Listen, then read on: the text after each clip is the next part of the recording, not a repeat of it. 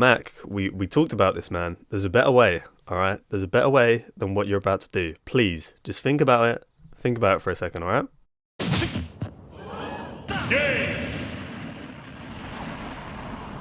Okay, right. Now, what did we talk about? Alright, do not do what you are going to do. I know what you're going to do. We talked about this, man. We talked about this.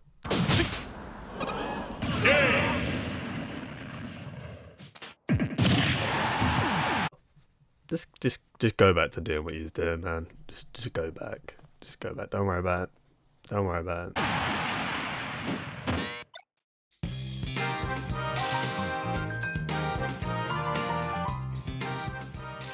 Hello everybody, I'm Reese, and this is, of course, For Glory Stereotypes, the series where I take a character and I point out stuff I see all the time on For Glory. Little Mac, eh? Mr. For Glory himself.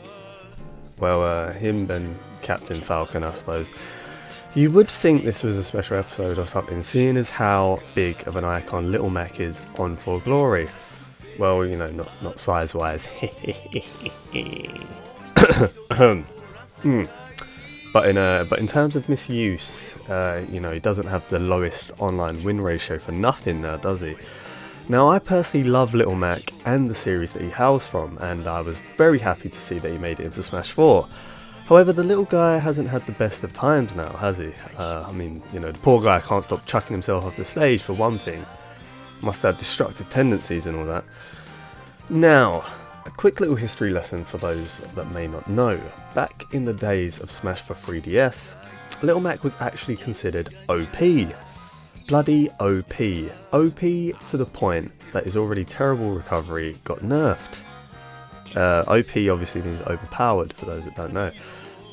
Maybe it was because nobody was familiar with Smash 4's mechanics yet. But then that still doesn't explain something I'll get into a bit later. Now, I shouldn't really have to point this out, right? And I'm almost 100% sure that everyone already knows this. But Little Mac is a fundamentally bad character.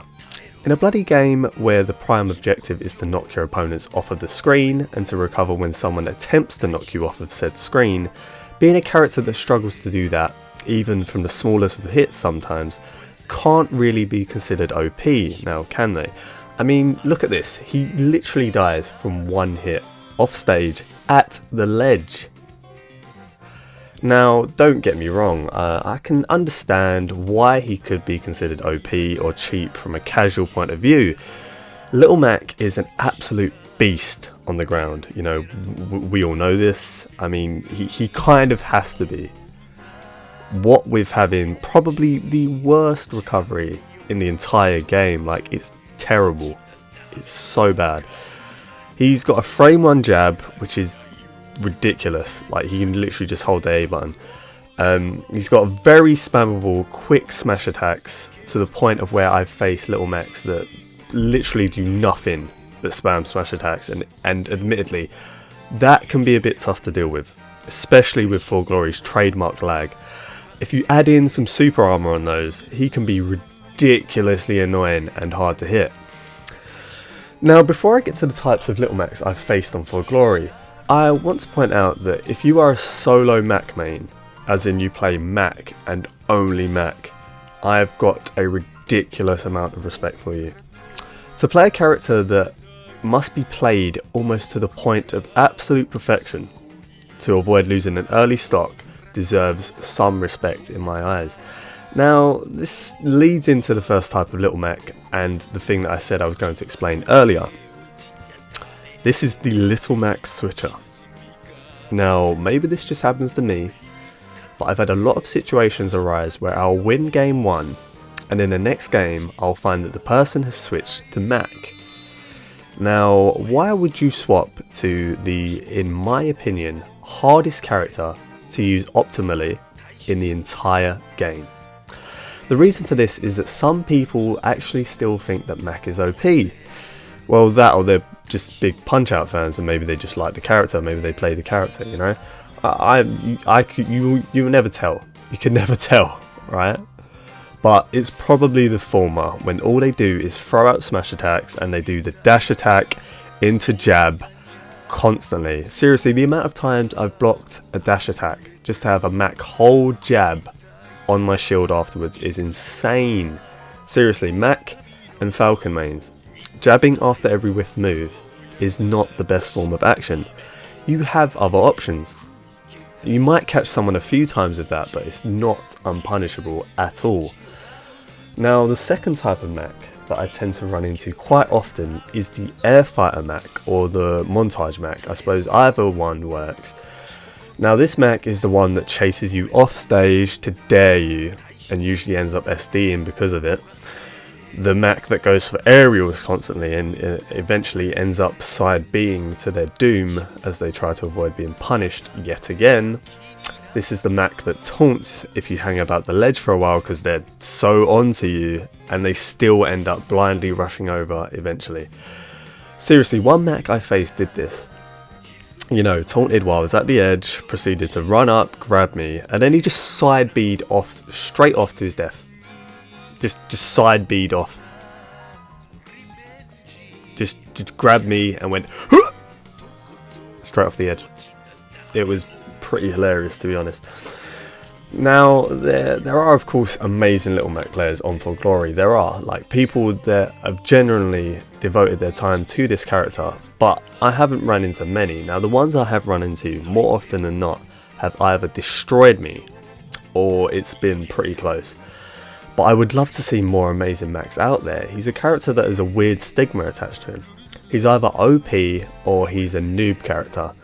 Oh yeah, I suppose I never really touched on this, but just how there are people that consider Little Mac very cheap, there are also people that outright ridicule Little Mac players. You cannot make a mistake as this guy.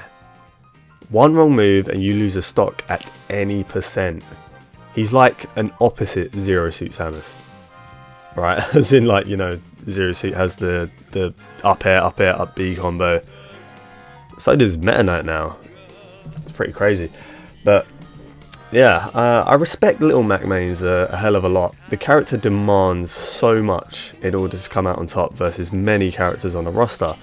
Whereas much of the time, all it takes to beat a Mac is a shielded or a whiffed attack, followed by a back throw at the ledge and a well-timed edgeguard. For Glory Mac matches can go either way. They usually end with either the Mac SDing or them just throwing out smash attacks the whole time and nearly winning. You know, Little Mac's very much a character that must be played in the same vein as the series that he's from, you know, Punch Out. Avoiding as much damage as possible, looking for openings in the opponent's play, and choosing the right moment to strike, which I personally think is a genius character design and pays great homage to Punch Out. Oh, and by avoiding as much damage as possible, I don't mean rolling as much as possible. Just never do that, please. Stop using rolls as your primary method of movement. Oh my god. What I'm saying is, I don't really enjoy fighting Little Macs, but I do respect those that do play Little Mac. Thanks for watching, guys. I hope you all enjoyed it. I know it's been a long time since my last one, but I will try and do these more often. Of course, we probably have an update with the Bayonetta and Corrin DLC characters that are coming, so I will have to build up my replays once again. Damn it. But it's okay. Yeah, I do hope to do these a lot more often. Oh, and let me know if your experiences are more or less the same in the comments, and let me know if maybe there's another type of Mac you run into. But yeah, until next time, guys. Bye.